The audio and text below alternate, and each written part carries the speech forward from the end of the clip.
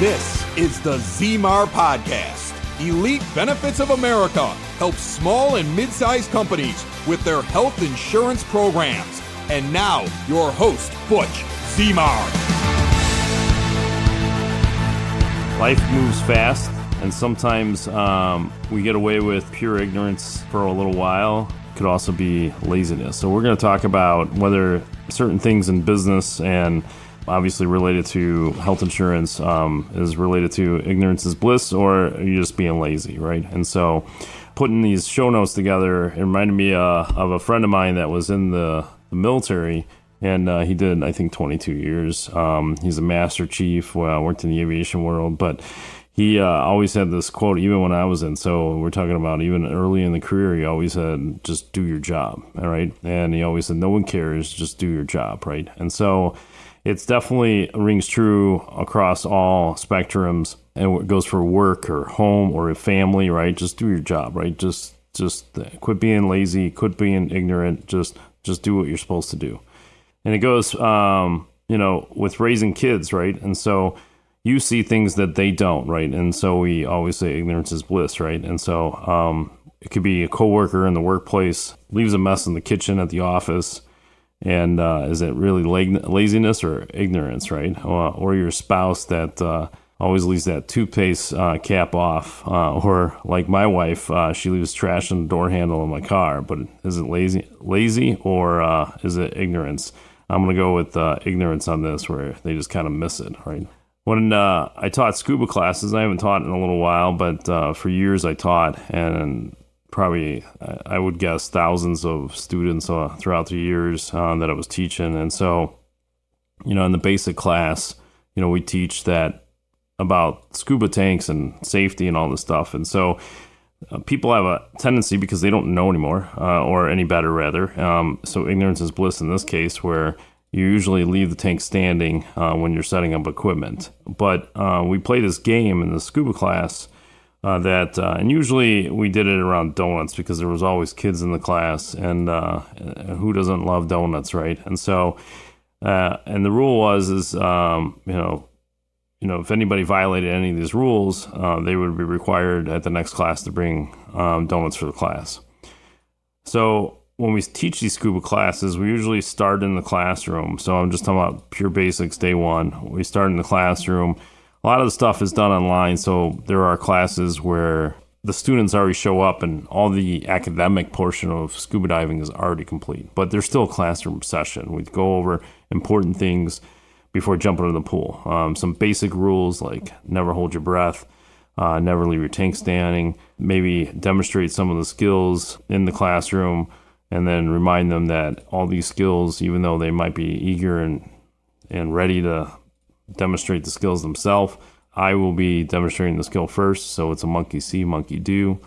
So we get out to the pool deck, and I remind them again, one of the important rules on the pool deck is never leave your tank standing. And so guess what? In every class, there's always one that leaves their tank standing, right?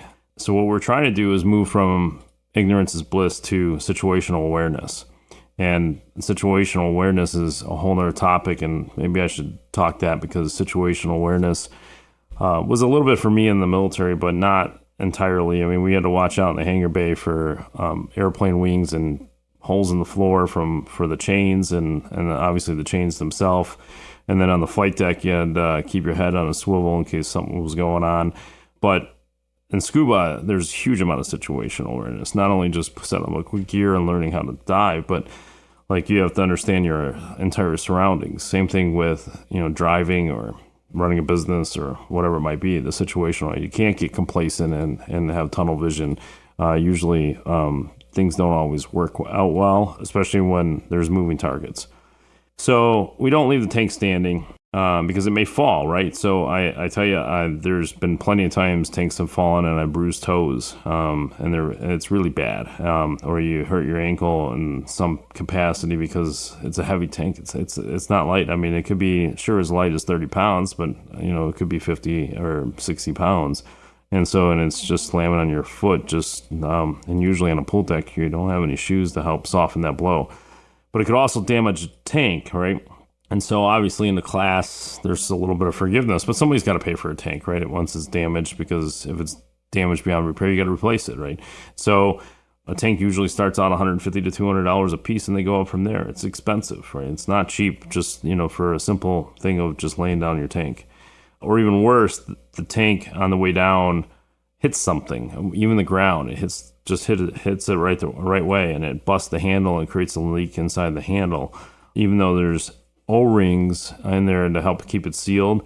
But also, if the valve actually got a good whack, it could break the seal around the neck of the tank and cause air leakage. And if that occurs, and hopefully it doesn't, but if it occurred, hopefully it's just minor and you're able to control it. But we've been in situations, not necessarily breaking a tank falling and then damaged, but we've had accidental opening of tanks, just from situational awareness mainly, but or lack of it.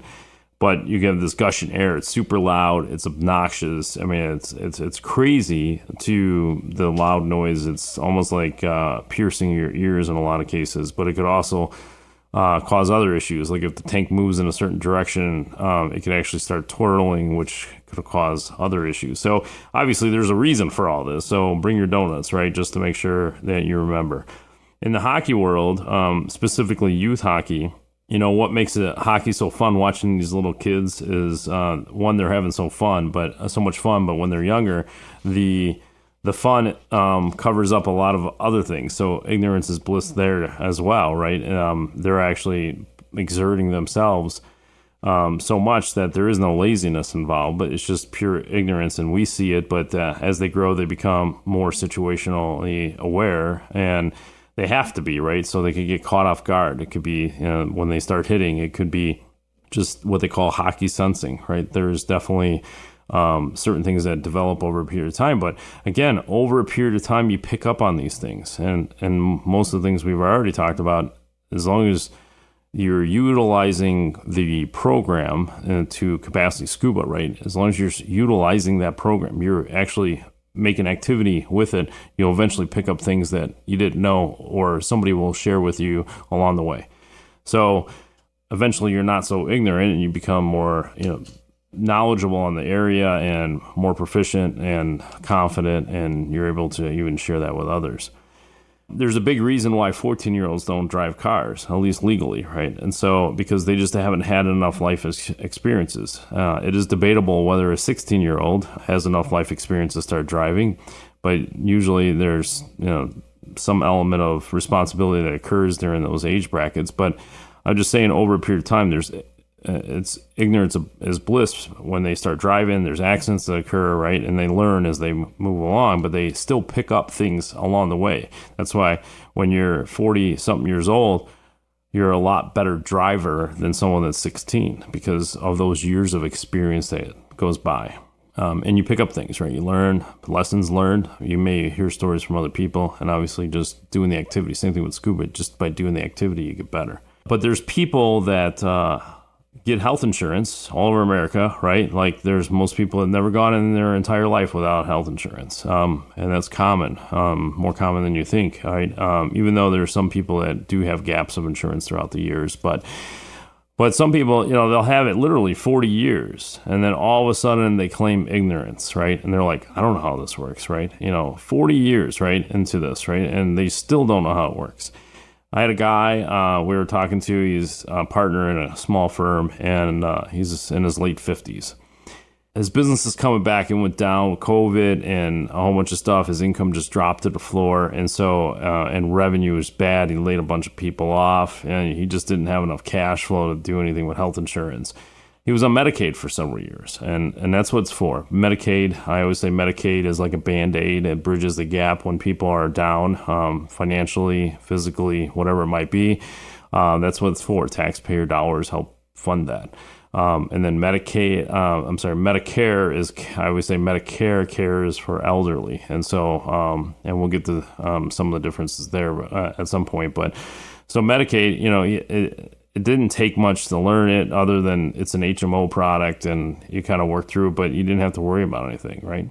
things are getting better. And so he's looking at doing a small employer plan because he's expecting to hire and he's going to grow. Even though he's in his late 50s, he wants to give it one last push for business. And so we're going over the proposal of health plans for his small little company. He starts asking questions about the health plan. He's confused about this deductible and this copay and this co-insurance and, who's in network. Like, just the questions were a little off base, if you ask me. Like, people always have questions. They don't spend enough time. You could spend $30,000 a year on a car and you'll know every button on it. You spend $30,000 on a health insurance and then you shrug your shoulders. It's amazing to me. And even over the years of paying $30,000, you don't invest the time. And so I stopped at some point and asked him and said, were you on Medicaid your entire life? And he said, no. And I said, how have you had a health insurance over the years? And he said, well, mostly through an employer plan, either through my spouse or there was a time where he was working before he got into business, and occasionally on his own. And I asked him, since you had a health insurance over the years, you would think you would have some basic knowledge with health insurance. He responded, I have no idea how health insurance works. I mean, so you're talking about 40 years of having some element of health insurance, and he still doesn't know. And I'm just making up 40 years. Who knows? It could be 45 or 50 years. And that'll bring him back to his early 20s, maybe teens. Maybe he got union job. Who knows? I don't know the whole story. I'm just trying to give you an example of having years of experience with something and then claim ignorance at the end. So I went over some things and mentioned if he wanted to learn more, he's going to have to go watch YouTube videos. We could spend a whole hour trying to explain how health insurance works, and we're making, we might make $400 for the whole year, right? It's just not best use of my time. Obviously, he wasn't in a position to pay for that time, and they're basic stuff that he could find out on his own. Just amazing that 40 years of having health insurance and he still doesn't know how it works, right? Is this ignorance or is it just being pure lazy, right? There's a lot of people like this out there. And I'm not trying to pinpoint this guy in any fashion. He's a respectful guy going through a small business process of ups and downs, and he's trying to get health insurance, right? And so, but I'm just saying this is a broad issue across the board. I'm sure some of it's really just ignorance. In his mind, it will be, but is it really bliss, right? I think it's purposeful ignorance, which is what most people do. So let's talk about employers. Are they ignorant about healthcare and employee benefit programs, or just lazy to figure it out? Some employers in HR and CFOs are blinded by some employers, HR and CFOs are just blinded by the golf outings with their broker, the fancy gadgets that come in the mail or dropped off, or, just blinded by pure ignorance in a lot of ways of what to do next. They're always assuming that the broker is going to do the job and present the best plan that's available in the marketplace for the cost. And maybe they are, but how do you know? Like, you've been with the same broker 30 years, whatever it might be. Is that ignorance, or is it lazy to ask the questions and challenges? Of course, the common response is, well, I don't know what questions to ask. Well, any company that has a financial incentive to be responsible for the company will figure out questions to ask when it's costing them money, whether it's expanding a warehouse, contracting a warehouse, buying machinery, selling machinery. They're going to ask, they'll figure it out, right? They don't need to be brainiacs about whatever they're trying to do. It's just they'll roll up their sleeves and try to figure it out. But healthcare, forget it. Maybe the broker's spreadsheeting plans, so they compare it, right? Like, can they convince them one way or the other, switch plans or stay based on what's on a comparison, right? And so, or the broker goes back and negotiates rate reduction on the renewals, right? And so there's all this stuff that goes into it, and you're trying to figure out what's the best deal, and you're depending too much on ignorance to make those kind of decisions. You don't even invest more time. There's some of my peers in the industry, they talk about companies spend more time planning their company Christmas party than they ever do going through healthcare and the benefit package for their employees. And that's just a shame. It could also be because that's just the way it's been done for 50 years. You're like, really? Like, let me ask you, for you to generate business in your company, are you still doing the same thing today as you were doing 50 years ago? I'm sure there might be different regime, different presidents, different CFOs, different HR over that time frame, but are you really doing the same thing to recruit talent into the workplace, buying and selling goods? Are you still doing it the same process? Obviously, technology has changed, right? All this stuff, right? You're not doing it the same way. Why are you doing health insurance the same way? You don't have any reason to believe that you're not getting the best deal. Like, but how do you know, right? Like, how do you really have a financial interest into something and then you really don't know or have clarity on the best thing that's available for you? But the biggest thing is going to happen is you have a question of, do you have to close your doors or find a new way? And that's usually when people just get desperate enough and say, I can't do this anymore, right? The big branded purple logo on your insurance card doesn't appear to be so loyal anymore when you have that financial decision to decide if you're shutting things down versus healthcare. Most businesses in business have a financial incentive to increase revenue, right? Just like your company, you're listening to this, you have a financial incentive to increase the revenue of the company. That's your job, right? Cost of services go up. You need employees, right? They need wage increases. They need to supply for their own family. They need food on the table, right? This is not the era way back in the day before unions were developed where the Rockefellers of the world took advantage of employees, right? Like employees have a voice now. And so you have to increase to take care of them. You need to take care of yourself. You need to take care of your vendors and your customers, right? So all that costs money. And over time, you just have to increase what you're selling goods for to increase revenue. What makes you think insurance companies are any different than that? They're in a business, profit or nonprofit. It doesn't make any difference. In fact, in a lot of cases, nonprofits or not-for-profits, insurance companies could be worse off in practices than the for-profit, meaning that they could actually make more money and profit more, but they have to hide the funds by using it because they can't make a profit. And so a lot of the not-for-profit companies out there do the same thing, but insurance companies are no different. They're trying to increase their revenue in order to cover claims, but they need to do it at a profit, right? And so in order to increase that profit, they have to increase what they're doing. Well, yeah, as a side note, the Affordable Care Act gave them a highway to do it better. And so in a nutshell, 80% of the revenue that comes in have to be escrow for claims. They have to be allotted, and if they have too much, they have to give it back, right? They can't. It's called the medical loss ratio. It's a refund check back to the policyholders. But the average refund check is less than $200 a year for the whole entire family, so $20 a month that they overcharge, which costs the insurance company more in processing those payments than it does for the actual payments themselves.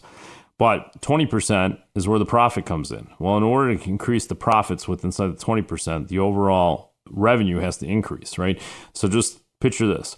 So if you gave a kid a bowl and put cereal in it, and you said you could only eat 20% of what's in the bowl, the kid's going to come back and say, well, I'll just get a bigger bowl. And so essentially all these insurance companies just got a bigger bowl, and they just keep increasing the size of the bowl so that their profits can keep going up, which means they're spending more on healthcare.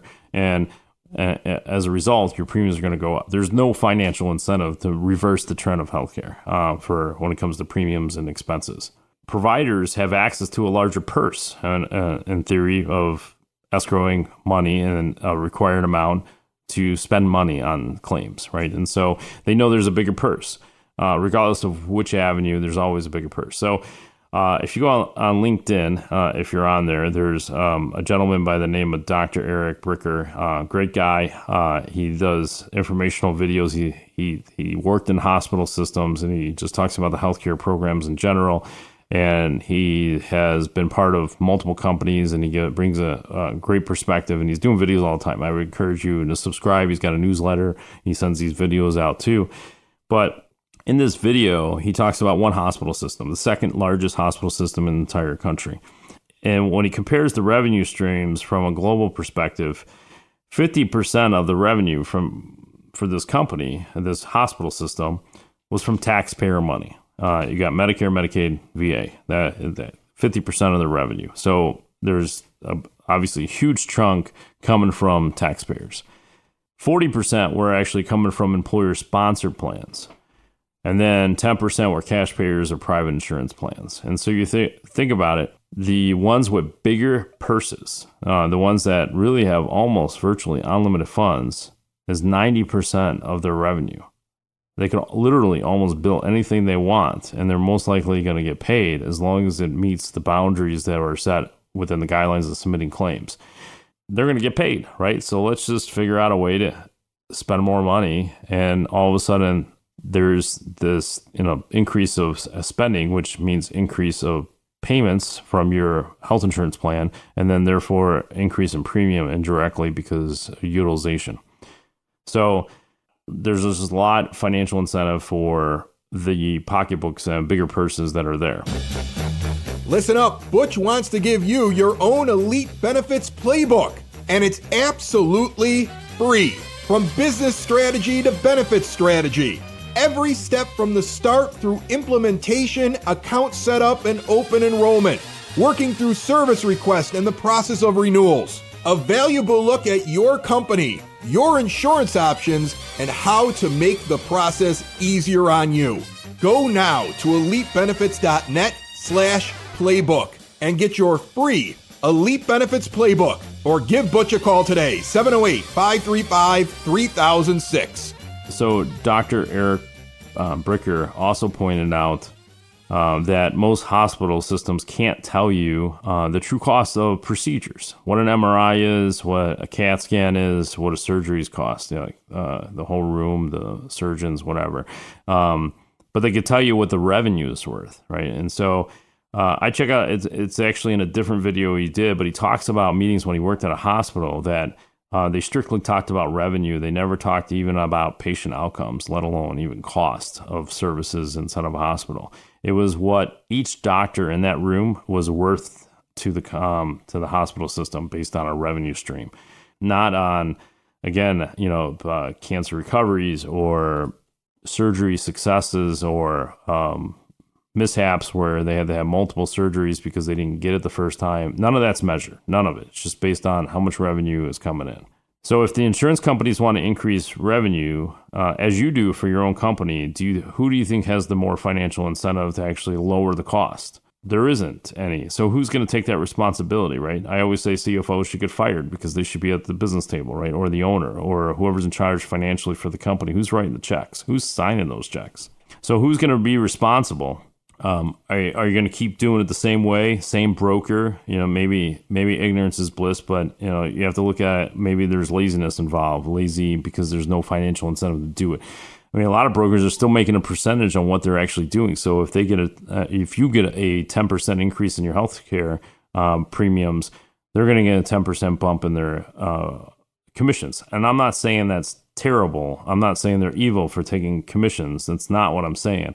I'm just saying that where's the financial incentive, the stream that comes in? That's why a lot of brokers have gone to a per head or a blanket retainer cost per the number of employees. So it's based on the number of employees versus what you're actually paying in healthcare. In some cases, who cares what you're paying in healthcare? A broker can come in and save you 90% of what you're paying, and there's a value to that, but it shouldn't be tied to what you're paying in healthcare.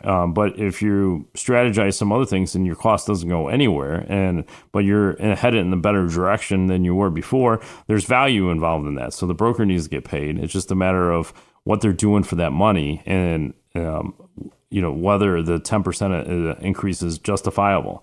And then obviously getting data, right? If there's a 10% increase, there's got to be a reason for it. So they have to produce data. Right now, they just send you a letter saying the cost of services are going up in an area. So therefore, we have to charge you more money. But that's it. There's no financial data related to the companies and the employees that you're trying to serve and provide this benefit. So I task the employers and CFOs, HRs, anybody that's listening to this, to take on that financial incentive or that challenge against the status quo. Look for better opportunities. Many other companies have great success looking outside the box to find better opportunities. In fact, they've actually eliminated out-of-pocket expenses and in a lot of cases lifted the network requirements. So you go anywhere in the country and then still lower cost. It just doesn't have a fancy purple logo on the card. So they're outliers from a minority perspective, but more and more are making this move because they're just getting tired of healthcare costs. So are you ready to not claim ignorance or be lazy?